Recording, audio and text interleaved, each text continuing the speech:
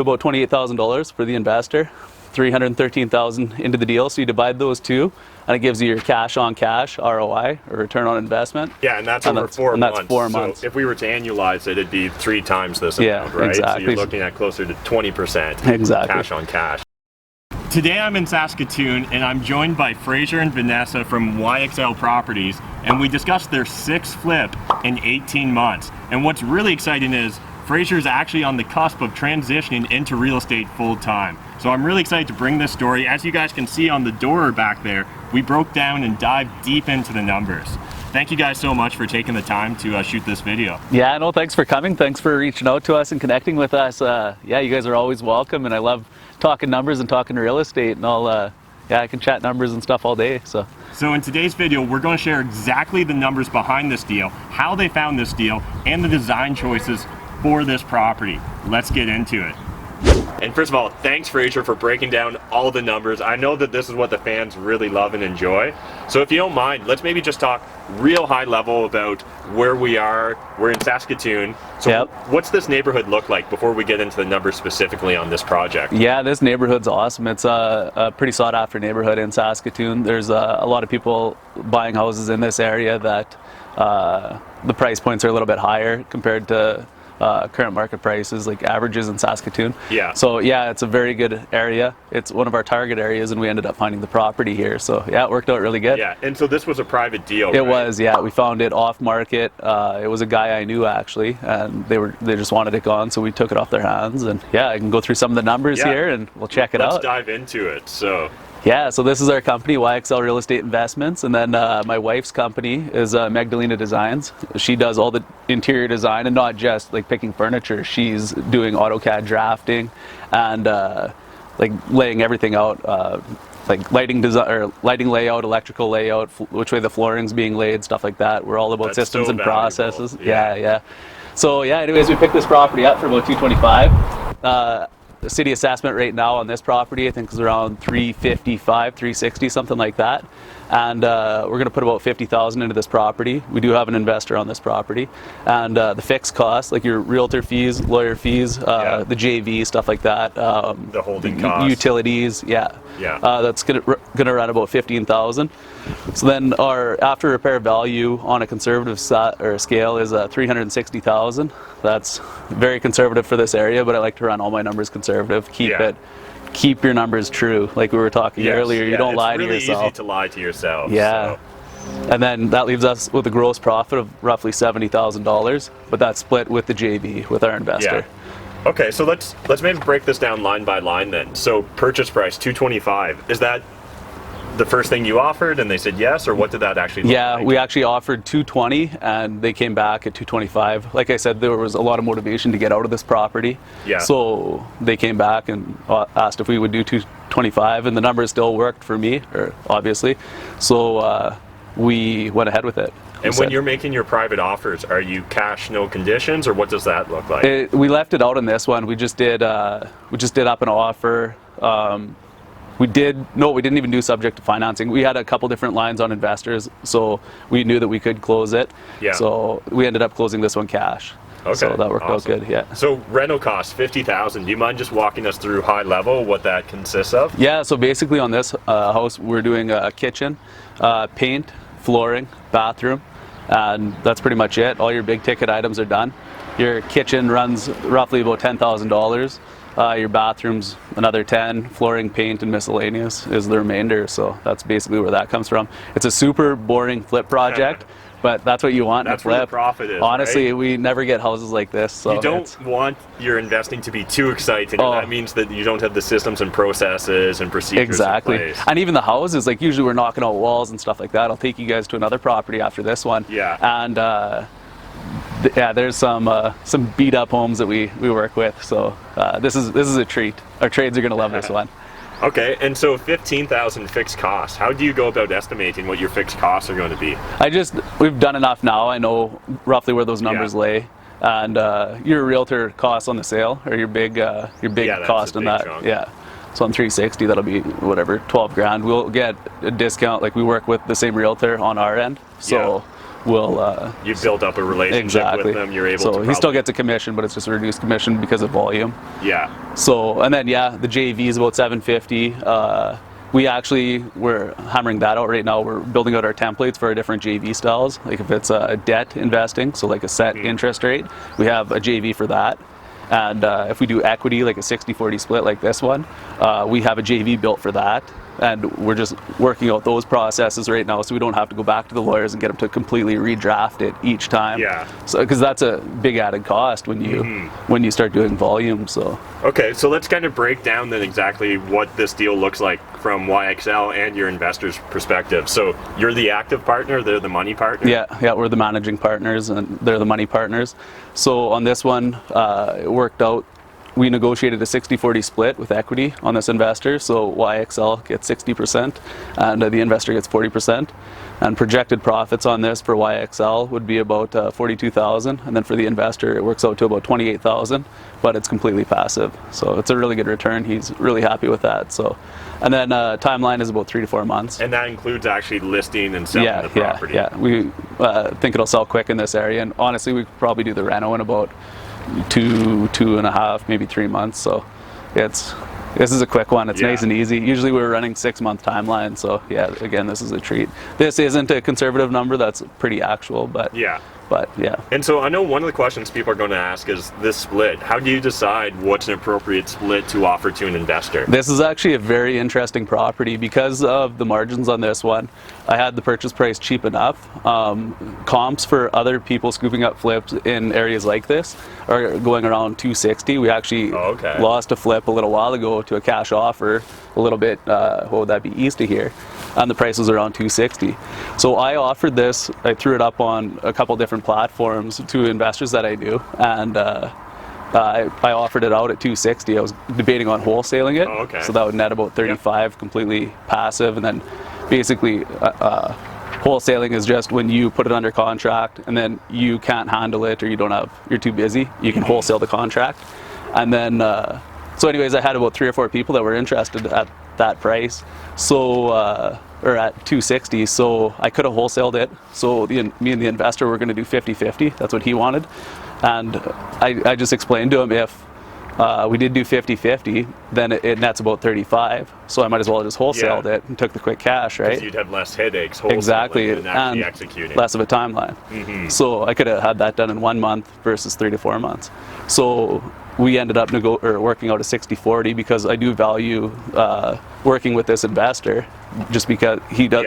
I really like the guy. He's just a good guy, and he has the capital to fund projects like this, which is nice cash. So that opens up a whole new world for us.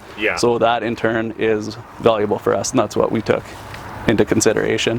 And then also where we're going as a company with access to capital like that, we might be able to leverage that out a little bit more and get into higher price points and get into better areas of just flips, basically. So, which in turn brings larger margins. So I think that's great, and I think that's a great lesson for a lot of the audience too. Is you don't necessarily just have to do the generic 50-50 split that a lot of us are like accustomed to seeing. You can really build it out, and like I love the fact that you built out essentially a business case for the investor to understand why they're not getting 50-50. I think that's really important to share your perspective. Hey man, look, I'm going to make $35,000 kind of headache, hassle-free if I wholesale it. So there needs to be an incentive here for me to really want to go the extra mile and like commit the 3 to 4 months of managing my project manager. Exactly. But we looked into the distance as a company and it worked out. But we're trying to shift everybody away from equity and move over to debt, just because you do pay a lot in equity. That's your most expensive money, basically. So and a money partner is less management from like a relationship standpoint versus an equity partner. An equity partner wants to usually be updated a lot more on the intricate details that are going on. They want status updates, all this, where a lender is simply looking like, are you making your interest payments? Exactly. Are you on the generic high level timeline? That's what really matters to them. Okay, so now Fraser's going to dive a bit deeper into exactly what did the investor invest as far as capital goes, and just kind of how that all flows. So take it away. So the investor capital into the deal is about it's exactly $313,000. That's an all cash investment. And then how it breaks down, how I got the 313,000. This is how I got to that number. So the purchase price is 225,000. 50,000 is your rental cost.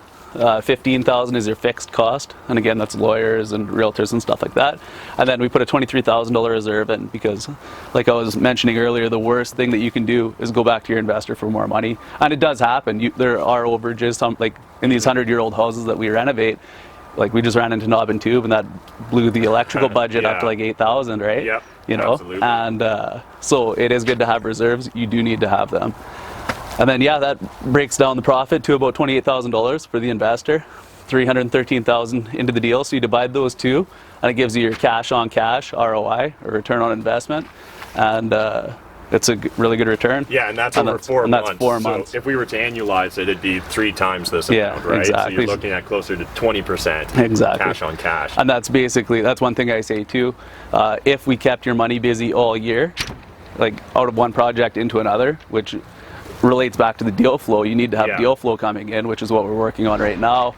Once you annualize it, it's a way larger number. You're up in the 20s, but people get scared of the bigger ROIs too, so you have to be careful of that. You can't say like, oh, you're gonna get a 20% ROI, because people are like smart investors their like BS detector might go off, exactly, and get a little skittish about entering into that deal. Yeah, so you gotta just really watch what you say and be conservative with your numbers. Don't lie to yourself.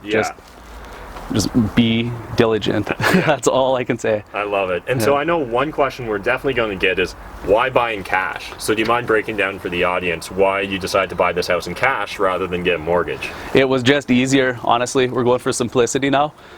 We have a couple investors coming on board with a larger capital reserve. So when you do put more cash into the deal, it actually drops your ROI, and basically how the numbers work on that, if you would have got a mortgage for that, say it would have been 60 some thousand down payment, and then he's getting a $28,000 profit, he's getting a huge return on his investment.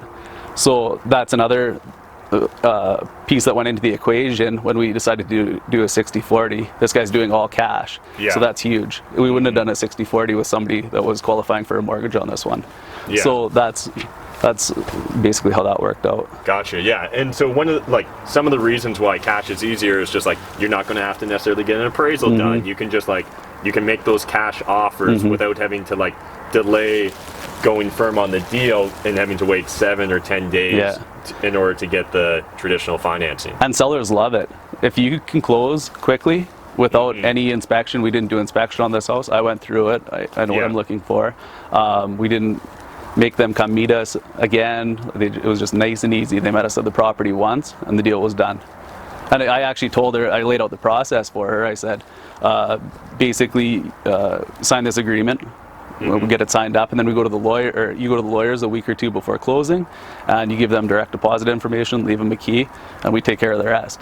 And that's basically it from a seller standpoint, and that's one thing that we offer. It's important to make it simple for people when the motivation is high to get out of a property. You have to make it easy for them, so yeah. I love it. Seems like great numbers. The project's just starting, so we're actually going to do a tour now. We'll check it out. You guys can see the before, and maybe we'll get some after photos later, and we'll share it with you. All right, guys, so now we're going to tour the property, and Vanessa's joined us. You're kind of the brains behind the operation as far as design goes. That's what we've heard. I would say so. Awesome. So they're essentially just going to walk us through the project, explain exactly the design choices you're making, kind of the reason behind it, and we'll even share some of the numbers. So let's check it out. All right.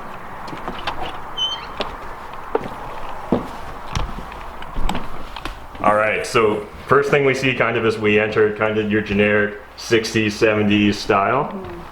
What I first saw was this little... This is so stereotypical. Exactly, and some would say take it out, people don't like it, it's kitsch and stuff, but I say keep it. It's so beautiful. For me, I think it's just, I try to salvage as much as I can to kind of the period of the house, so I think there's really something to be done, and it's kind of mid-modern can be really brought back, and it obviously kind of painted, maybe a bright color or a little bit tamer, maybe a navy, but definitely you try to keep as much as you can from the house. Like even this light is pretty cool to me, but I know that not everybody would like it, but I think there's something you can really keep the flair of the house with making it still more modern and just better for the buyer right now. So I think we're gonna keep, well, I know we're gonna keep this.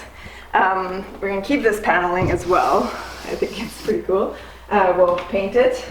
And so what color choices will you use for paint? Oh, my first idea was maybe black, but I think that might be a little bit too much. We're thinking maybe some navy, but we'll have to say the kitchen will be really light, so but with black hardware, so some accents, so just kind of tie in everything in there. Here, this door, accordion door. This, you know, like you'd like to keep, but I think that's not very practical right now. So the idea, it's a little bit closed off when you come here. So we thought opening it and putting a bench here and some hooks, so then it would feel a little bit more open. However, we are in Saskatchewan and there's like big jackets and in the winter, so I always want to keep, you know, something really nice design-wise, but also practical. There's no point in doing something that's just going to be nice in pictures and then someone's going to hate living in here. So it might be a little more of a half bench facing this way, and then keeping half of a closet that you can actually close the door in there. So yeah, so far we're kind of just, we've ordered the kitchen. I've just picked all the countertop, all the tile, everything that's kind of like longer delays, and then here we're just gonna work on all of this would be built on site and kind of custom, so then kind of decide on that a little bit further in. So still deciding on that. Take care of the big lead time items first though. This is the kitchen, really good size, and it's actually in a really good, I mean, it's in good shape, however not very modern right now, not very, so probably needed an update. We were debating taking this wall out and really making it an open space. However, for the cost and the fact that some things out of this house, like it doesn't have an ensuite, the bedrooms are a good size but not huge, I don't think that the money would be worth all the work of taking this wall out. And also it's always nice still, the open concept, but also having some walls to put furniture on in the living room. And this opening is still really wide, so I think it still feels really open, so I think we're gonna keep that. And our contractor laughs because I'm like, I'm not gonna move the plumbing for like the first time ever. So actually this is gonna stay, the layout's gonna stay pretty similar. However, we're gonna incorporate a bench here under this really cute window here that looks into the beautiful yard, and that way the dining table will be able to be a little bit more kind of shoved in the corner, and you'll have more walkway here, and it's not going to feel tight, and you'll be able to have a really good sized dining room here. So it's going to be more modern looking. We'll do some really cool shelves here, cool leather brackets on those shelves, and we'll do a custom hood, vent cabinetry hood that I'm very excited about. And then we'll have built-in fridge, microwave, always lots of storage. I think it's very important. And yeah, so we'll continue all the way here, and then we'll have a built-in bench here. So nice. And so will this be like stainless steel appliances, or what will? Stainless steel, so it'll be a kind of a hidden hood vent in there, and a built-in cabinet hood vent here, hood there. So it'll look really modern. It's gonna be flat doors, but it's got some texture on it, and then the hood is just a solid color, and then we'll do black hardware everywhere, so that's going to really look really nice. And then a really nice backsplash. So the backsplash is actually going to be kind of the star of the show here, which sometimes they do it more on the cabinets, but I think that's going to be the backsplash here. Awesome. And so what sort of countertops will you have? Quartz, yeah. I actually have the samples with me as well, so I can show you that later if you'd like. But yes, we mostly always do quartz countertops, especially in the kitchen. I think maybe you could do it in, you know, smaller areas like maybe your laundry room and maybe some bathrooms you could do laminate, and sometimes for the price of the house it's worth it. But mostly I think people like just the hard surface, and just it's no maintenance, it's easy to clean, it just looks really nice and rich. And then you can do your undermount sink, which is really nice as well, and people appreciate that, those little details. So awesome. Yeah. So before we move on to the bedrooms, I'd love to just kind of chat through the flooring. So let's kind of talk through the flooring you guys are going to be using. We can see that there was carpet here before. You've torn it up, and actually pretty decent looking hardwood floors. So I'd love to just hear, you know, you talk through the choice on using the laminate or refinishing the hardwood floors. I know for myself personally, the market I invest in, if this was like a century home, we'd probably refinish the hardwood floors, but because this is kind of like, it's in that like 60s, 70s thing, like I think the newer flooring does make sense, but I'd love to hear your opinion. Exactly. Well, that's usually exactly what we run into. I try to always keep it, but sometimes we run into the numbers. Just refit. This one's in really good shape, so you could probably just stain it or keep it as is.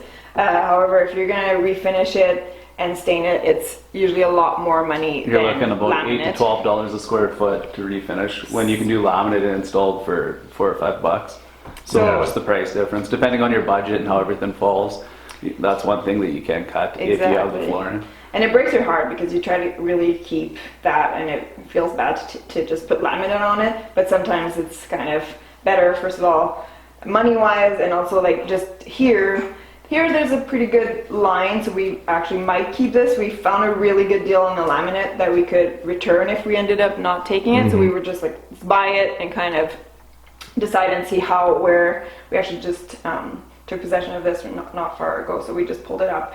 But just the continuous too, sometimes you run into, you want to keep the floor but it doesn't go through everywhere. Like here we would have to cut it. Transition. Same thing in another flip that we did, we would have liked to keep it, but then in the kitchen area I wouldn't have had, and that was completely open, so it's like, where do you cut it? It wouldn't make it nicer to just have a continuous floor, and it looks bigger and it just has that nice flow. So sometimes that's the problem with hardwood. You can have a really good spot where it's in good shape, but then not through the whole house. So sometimes, so here you could do you know, maybe an LVP here and do keep the flooring here, but that's what I can remember. It doesn't go into the bedroom again or the hallway, so unfortunately, I think we will go with such a limited space. Because it's just the living room, so it's going to make it too choppy. Where if you have all the same flooring throughout, it just feels like everything flows. Even if we would have gone kind of in the hallway, maybe we could have done just the kitchen, but I do like when the floor just continues everywhere. So 100%. But yes, you're right. It's nice to be able to keep it. For sure. All right, let's check out the one of the bedrooms and chat through what we'll be doing there. I think we'll do the whole flooring everywhere, the laminate everywhere, and then it does really update the space. We've just done a house kind of similar to this when you update all the doors, the trim, new paint, new flooring, and new closet doors as well. Awesome. Let's check out the basement. Yeah, and the basement's really good. We're going to salvage most of the basement, I think. You might as well talk about it. Yeah, this is one of kind of the most cosmetic house we've ever done, in the sense that we're not going to change that much in the basement. Maybe change the carpet, but it's still in really good shape. It's just not maybe more modern, but again, probably trim. Just to update it instead of that small trim that you see here, and just some paint. If you see in the half bathroom there, it's like a bright green, so change that. But other than that, the basement is in really good shape, and again, it's always kind of money wise, is it worth investing a lot? And it's a good spot to be able to like just basically see where the budget falls, and this is a good place that you can cut because it's very livable. You have a really nice closet, you have a big bedroom here, bigger than the upstairs bedrooms, with a huge closet, lots of storage. The mechanical room's nice. You have a cold room. This is a good TV area. We'll get rid of that hutch. Maybe if the budget gets tight, you just put a coat of paint on it, if that. So it's nice to have that flexibility with homes like this. So this was a really good find. Or if the budget's really going well, we could do kind of a little bit of a TV area with maybe electric fireplace in this case, or something to kind of just make it a little bit more homey and, you know, maybe sellable more quickly. But I think people can picture that in this case very easily. Sometimes it's more chopped up and you have to really do something to kind of center the space, but I think in this case it's really nice and livable here. So. And the foundation looks like it's in really good shape. We always try to check that, look for cracks in the mechanical room or anywhere you can get, and it's a really good house, really good find. Awesome. Yeah, I love this project, guys. I'm Yeah. really excited to see what you guys do with the finished product. Yeah. So that's the story behind 47 Brown Crescent. Thank you, Fraser and Vanessa, again for taking the time and just being so open with your information. I know the audience really enjoys it. And so if you guys enjoyed this video, smash that like button, hit the subscribe button if you're new to my channel. And otherwise, if people want to get in contact, what's the best way? For me, probably my Instagram, Magdalena_designs, and I also have a Facebook page that you can follow as well.